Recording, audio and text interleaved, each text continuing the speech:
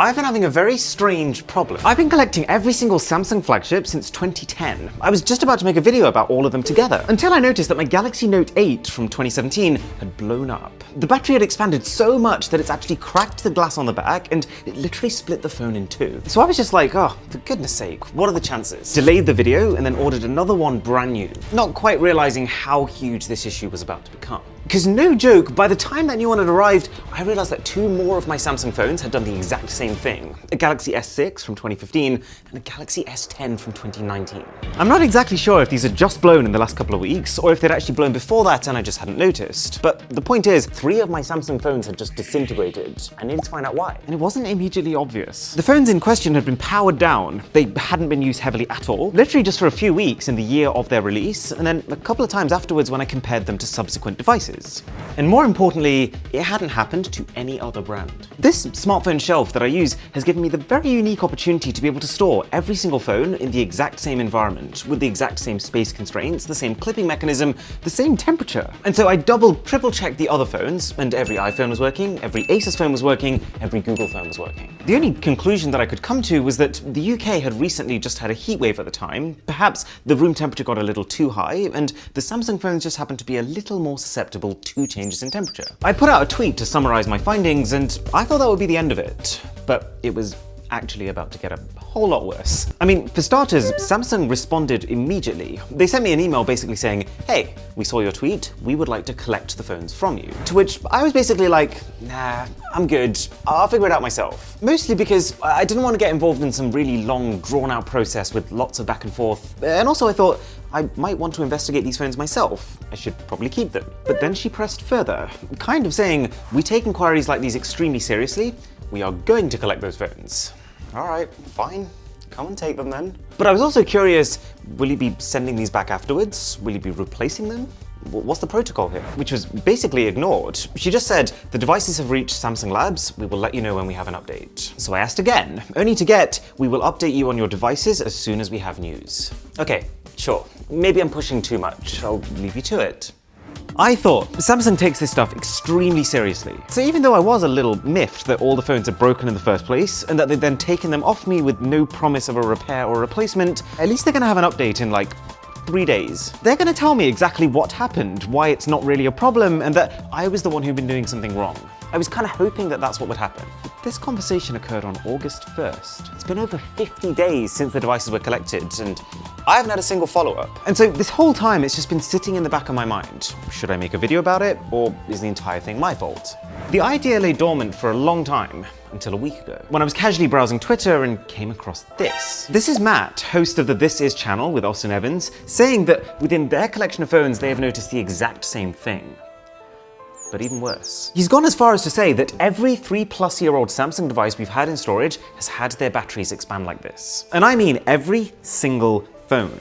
I followed up with him about it afterwards, and in no uncertain terms he said every model that we've had pre-Galaxy S20, all the way back to the Galaxy S4, and even including phones that were stored in their original box. And again, all of our other brand phones are stored in the same place, and none of them expanded. This is when the ball dropped. This is where it gets serious. I literally legged it back upstairs to check the rest of my phones, just to see my face when I found out that as well as the 3 casualties we'd already had, that my Galaxy S8 had blown up, my Galaxy S10e had blown up, my one-of-a-kind Galaxy S10 5G, which Samsung had engraved Mr. Who's the Boss onto, that too had blown up, which I was devastated by. This phone was genuinely special to me. I wanted to show it to my future kids. But then the most shocking of all was when I realized that it also applies to Samsung's foldables. My Galaxy Z Fold 2, which has had a total use for about 3 weeks, and is only 2 years old in its entirety, is very clearly just about to do the exact same thing. So I rushed to my computer to jump on a call with Marquez from MKBHD. What's been your finding? We always find like 1 or maybe 2 phones where the battery's swollen up and we have to get rid of it. And every single time it's been a Samsung phone. It's never been any other brand of phone. And I didn't really think too hard about, but it is weird that it has only ever been a Samsung phone. There is zero doubt in my mind at this point that something is happening with Samsung phones. Multiple people with multiple separate large collections of smartphones stored in multiple different conditions from different parts of the world, all experiencing the same thing. And then it dawned on me, Samsung has a verified history of battery stability issues. The company's Galaxy Note 7 was infamous for multiple explosion reports, it was banned on airlines and in public places, and the phone was fully recalled. And so, even though it does look like they did fix some things in future phones, the later devices have definitely had fewer reports, it's equally not out of the realms of possibility that some of those same dangerous elements that caused the Note 7 fiasco are actually still present. It was becoming pretty clear to me what was happening.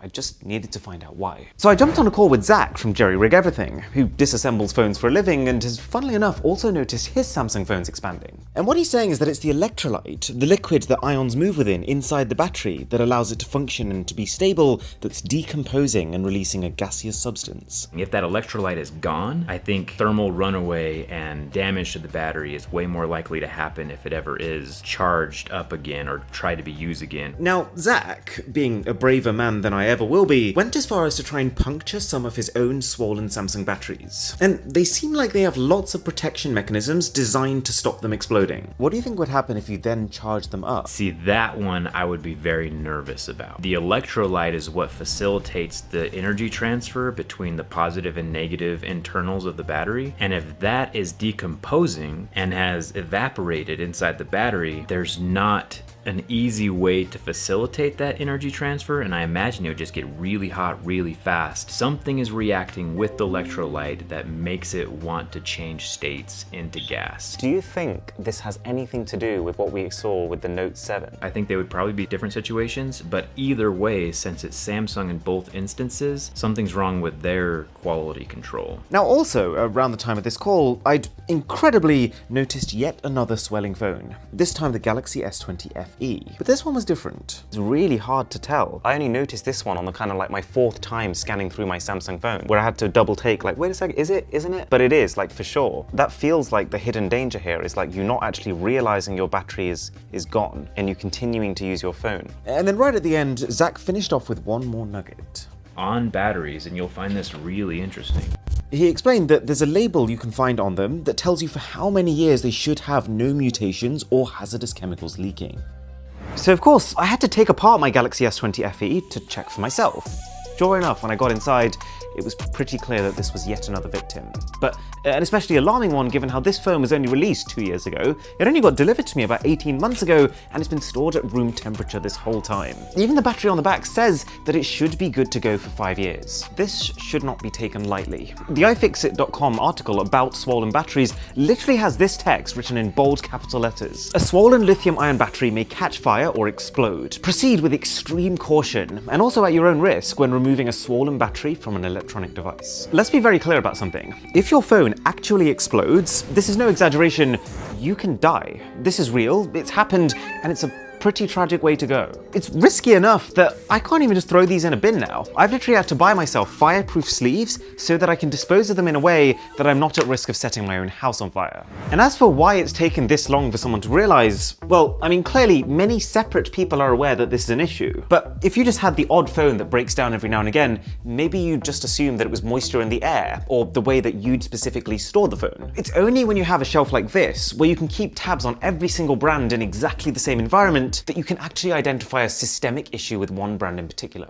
But at the same time, as I'm becoming more and more sure that this is a legitimate issue with Samsung phones, I'm also becoming more aware of the implication that that would have. To think, Samsung sold almost 300 million phones just last year. There are probably 1 billion current Samsung phone users at any given point. And based on my small sample size, up to 25% of them could well blow at some point. So I thought, let me do one final check. So I sent out one big round of messages to a whole series of tech journalists and tech YouTubers, and there was a slightly more mixed finding. There were about 40% who said, well, yeah, but I've had it with other brands too. But then there were also 60% who are more like, yes, I've definitely noticed the exact same trend with Samsungs in particular. Or the only ones that I can remember are Samsungs. So this is a bit of an evolving situation, and I want to wait to hear if any brands decide to weigh in, any content creators or your experiences in the comments before I say something conclusive. But so far there's a few key takeaways. One, that batteries expanding like this can be an issue on any phone. But at the same time, between my own sample size and the sample size I've taken from other people, it seems like at the very least the problem is worse on Samsung's. But then two is that I don't think you need to panic yet. This problem can be very serious, but it's much more likely to occur when you leave your phone for long periods of time, and you can also somewhat mitigate it by storing it at closer to 50%, as opposed to letting it drain entirely and storing it while the battery's flat. Shout out to all the creators involved, to Marquez, and especially to Zach, who actually risked himself for the cause, and also DIY Perks, who built the shelf that allowed me to see the issue in the first place.